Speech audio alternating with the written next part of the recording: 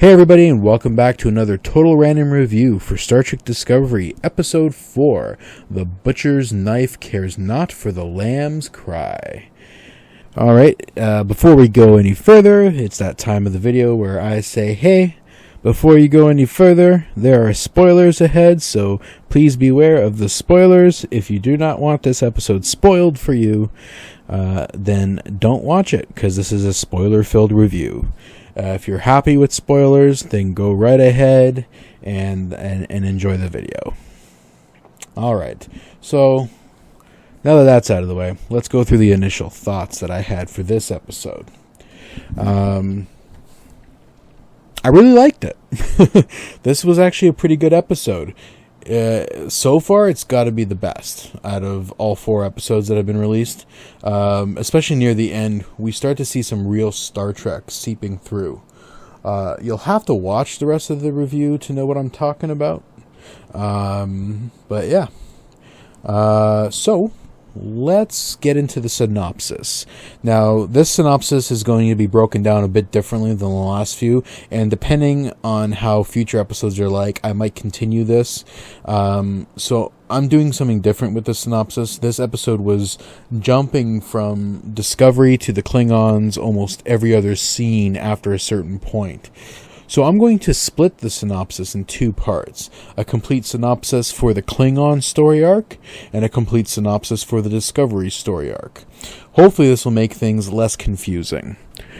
So with that said, I'm going to go ahead and start off with the Klingon synopsis.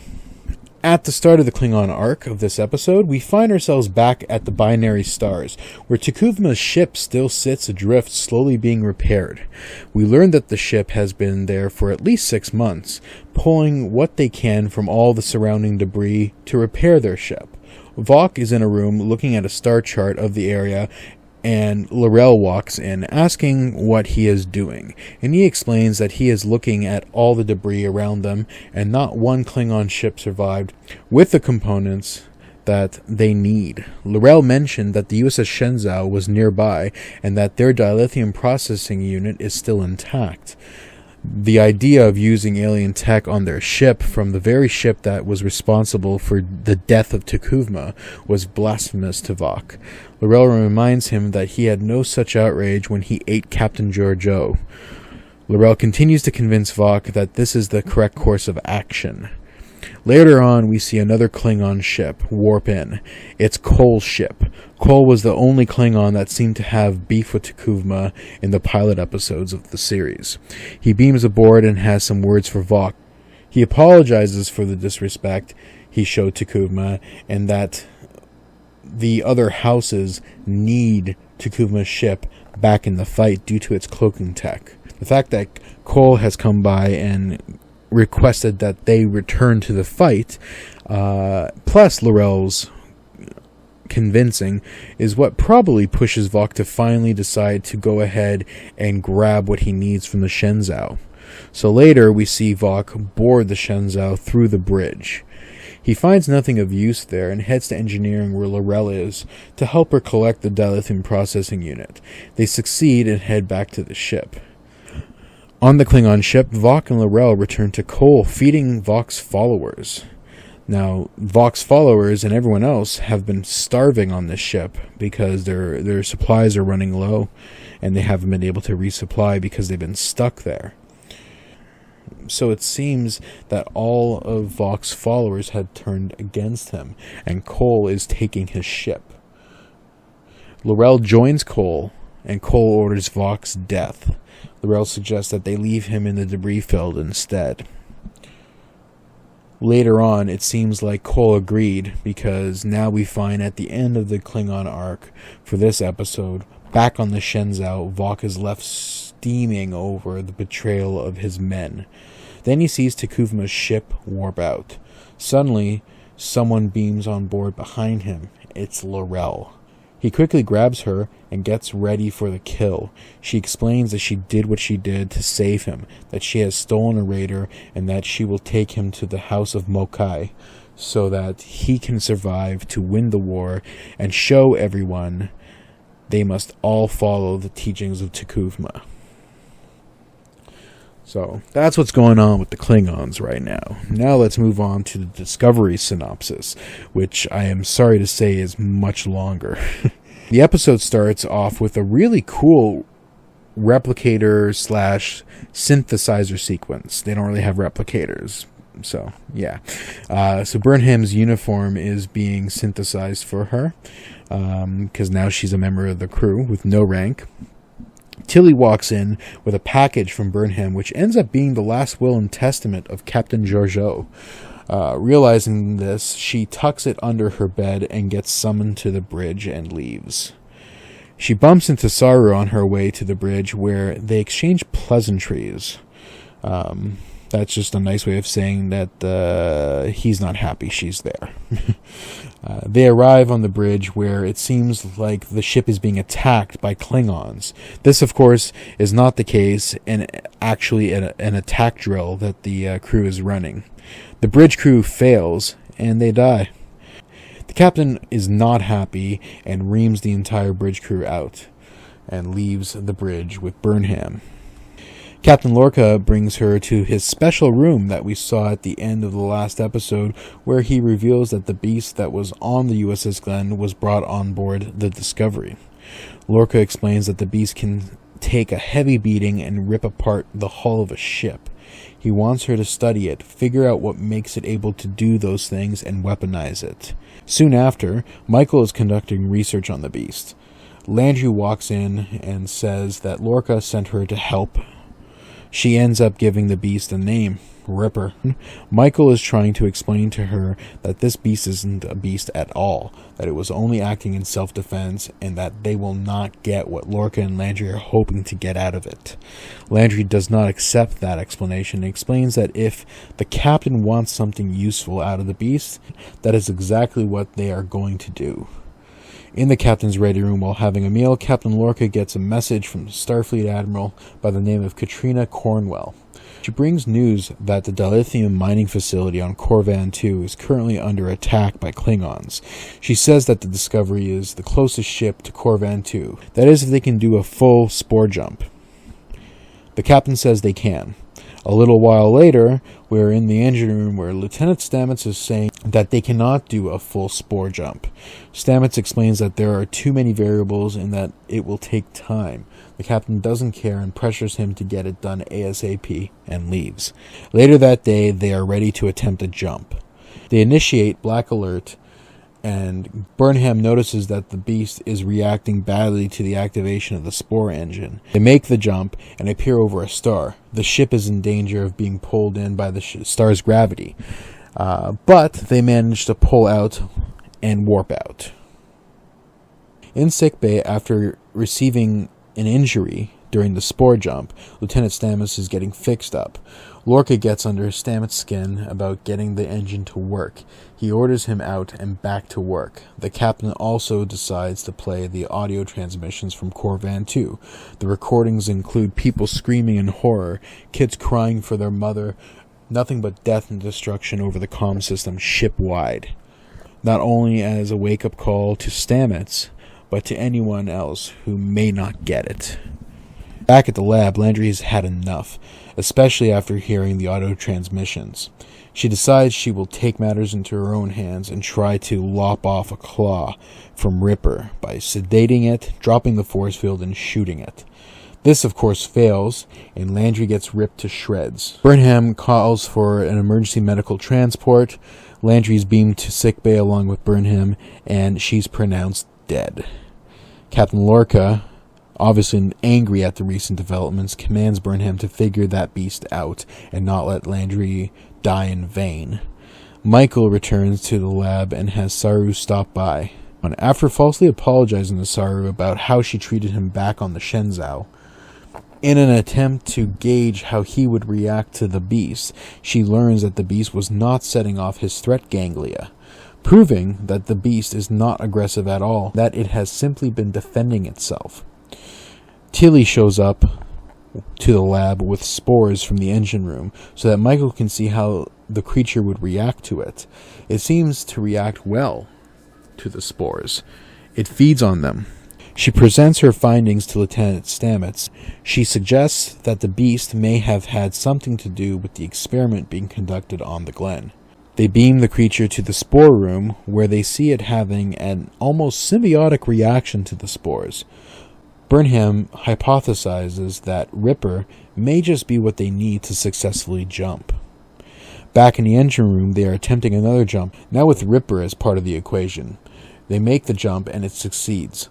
The Discovery takes out the Klingons, saves the mining facility, and jumps out. Everyone is congratulating themselves on a job well done, except for Burnham, who noticed the creature's discomfort during the jump and after the jump. Later that day, back in the lab, Burnham arrives with another jar of spores to feed Ripper. The beast refuses to take them and backs away. Ripper obviously losing trust in Michael after having him attached to the spore drive and causing it the discomfort she witnessed. The episode ends in her quarters, where Tilly walks in and offers some helpful, encouraging words and convinces Burnham to finally look at the last will and testament of her former captain, Captain Georgiou. A message from the captain is played, encouraging her to do good by her and to those who are around her. The case opens, revealing the captain's most treasured possession, handed down in her family for generations, her telescope. Alright, so let's go over some of the things I noted in this episode. The good, the bad, the I can live with. As I mentioned in my initial thoughts, near the end of the episode, we really start to see some real Star Trek seep through. Well, I say near the end of the episode, but honestly, you can see bits and pieces of real Star Trek seeping throughout the episode. Now, what am I talking about, you may be asking? Well, it's Michael Burnham I'm talking about. Throughout the episode, Lorca and Landry are convinced that Ripper is this ravenous beast, and they want to cut it apart and study it so that they can weaponize what they can from it for use on the Klingons. But Burnham immediately saw things on the other side of the spectrum. That perhaps this creature is not hostile at all, that it was only defending itself. Her theory later gets vindicated when she offers it a container of spores which seems to be food for Ripper. Ripper reciprocates with a pat on Burnham's shoulder. Later, when they realize what Ripper's purpose was on the USS Glen, they do the same thing and hook up Ripper to Discovery's spore drive.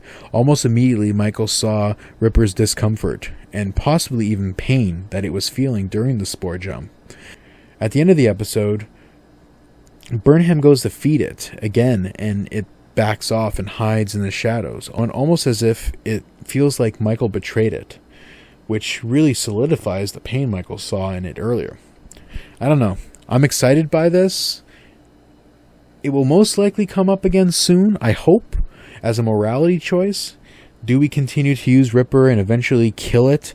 Or do we find another way and not sacrifice a friendly, non-hostile alien for the security of the Federation? Anyways, that's what I think. I really like this. It's the first kind of morality thing that's come up that feels like Star Trek. I'm excited what this is going to lead to, and I'm looking forward to how everything plays out with Ripper. So, good job, guys, on this one. So, apparently Klingons eat people now. This was a little dumb. I understand they were starving, but I mean, I'm guessing they ate her right away. They didn't really get into details, but Klingons have never eaten people in the 50 years of Trek that exist. But suddenly now they do. I don't know, this isn't earth-shattering, just dumb. Yeah, very dumb. I'm not a fan of it. It doesn't, again, it's not earth-shattering, it doesn't break the show for me, but, yeah. Okay, so here's another weird, dumb thing. The sarcophagus ship is still at the Binary Stars. This ship has been here for 6 months, adrift while struggling to make repairs. Why hasn't Starfleet come back and finished the job? Take prisoners and all that. I mean, they're there. 6 months. This is stupid. But also, more importantly, why hasn't a single Klingon ship come by to see how things were? I don't know, maybe render aid to the only Klingon ship that has a cloak? This is stupid on so many levels. And when a ship finally does come, the fucking guy steals it. Anyways, 6 months. So stupid. What else did I notice? Well, yeah, the next thing was really weird. Burnham gets the captain's telescope. How the hell did Starfleet get this? The telescope was in the captain's ready room on the Shenzhou. It was there before the attack, it was there after the attack, and it was there after the ship was abandoned 6 months earlier. So it seems Starfleet did go back to the binary stars and collected personal effects from all the Federation ships, but didn't do anything about the sarcophagus ship that was still there? Come on, really? Again, this is really stupid. Yeah. Again, not earth-shattering, just doesn't make sense, though. This is stupid. And the last thing I noticed, we're going to end on a high note. We probably should have ended with the Burnham and Ripper thing. But they got the Klingon transporter effect right. Well, you know, it's similar, at the very least, to the canon effect. So good on you, guys. And, yeah, that's everything I noticed. That's it. Like I said earlier, you know, I may have found certain things really stupid, but it doesn't hurt the episode too much. Like I said, it's probably the best episode out of the 4 that we've seen so far. I really enjoyed it. I think it's starting to take on a more Star Trek tone. It's starting to feel like it's less of a kid in a Star Trek costume walking around pretending. But who knows? The next episode might ruin that, might derail everything I'm saying now. I'm still very, very critical of this show. I don't trust it yet. But we'll see what happens. Let me know what you guys think in the comments below. What did you think of this episode?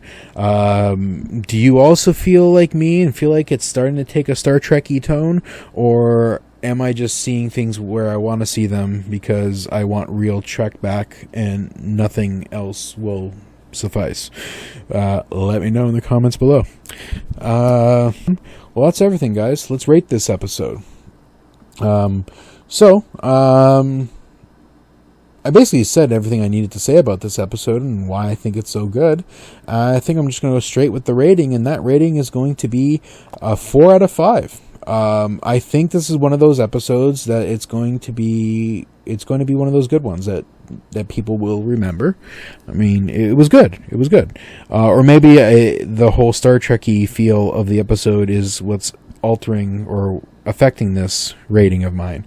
But yeah, 4 out of 5 is what I'm giving this episode. It was really good. Certainly the best out of the 4 that have been released so far. Alright, I'm going to shut up now. Thanks so much for watching this video, guys. If you like this video, please give it a thumbs up. If you don't, you can give it a thumbs down. If you like my content and want to see more like it, please click on the subscribe button. And don't forget to click on the bell notification button so that you'll be notified when I upload new stuff. Also, please feel free to check out my other content. Alright, everybody. See you next week. Live long and prosper.